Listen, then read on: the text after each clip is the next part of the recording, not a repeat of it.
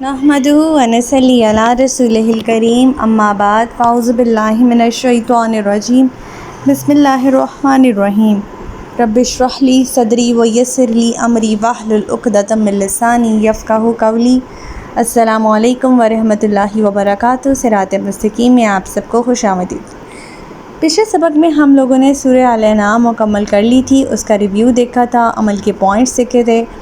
آج ہم سورہ الاعراف کا آغاز کرنے جا رہے ہیں، اور اس کا باقاعدہ آغاز تو نہیں کرنے جا رہے، لیکن آج ہم اس کا تعارف دیکھیں گے، اس کا نزول دیکھیں گے، تھوڑی سی اس کی انٹروڈکشن دیکھیں گے، ریولیوشن دیکھیں گے، اور اس کی اہمیت دیکھیں گے۔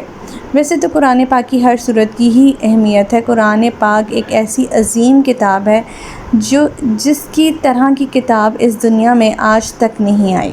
تو سورہ الاعراف کا تعارف دیکھتے ہیں۔ سورہ الاعراف قرآن مجید کی 7ویں سورت ہے، جس میں 206 آیات ہیں۔ یہ ایک مکی سورت ہے اور قرآن کے 7ویں پارے کا حصہ ہے۔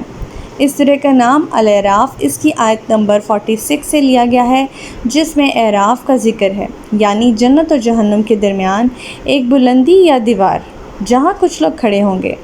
اس سورہ میں گزشتہ انبیاء کی قوموں کے قصے بھی ہیں، اور ان قوموں کا کیا انجام ہے وہ بھی ذکر فرمایا ہے اللہ تعالیٰ کی ذات نے، تاکہ ہم لوگ عبرت حاصل کریں اور اللہ تعالیٰ کی نافرمانیوں سے بچیں۔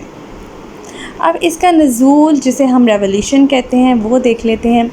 یہ سورہ مکہ مکرمہ میں نازل ہوئی جب نبی کریم صلی اللہ علیہ وآلہ وسلم کو اہل مدینہ کی جانب سے شدید مخالفت اور تکالیف کا سامنا تھا۔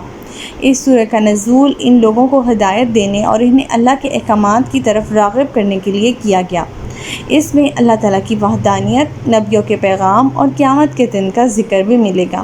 یہ سورت مکی دور کے درمیانی عرصے میں نازل ہوئی، جب اسلام کا پیغام مکہ میں پھیلنا شروع ہو چکا تھا، مگر کفار کی مزاحمت بھی شدید تھی۔ تو یہ تھا اس کا چھوٹا سا ریویو، اس کا انٹروڈکشن۔ تو ہم باقاعدہ آغاز کریں گے نیکسٹ لیکچر میں۔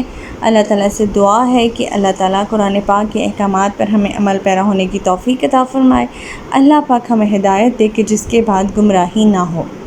ربنا لا تزغ قلوبنا بعد إذ هديتنا وهب لنا من لدنك رحمة إنك أنت الوهاب۔ سبحانك اللهم وبحمدك نشهد أن لا إله إلا أنت أستغفرك وأتوب إليك۔ السلام علیکم ورحمۃ اللہ وبرکاتہ۔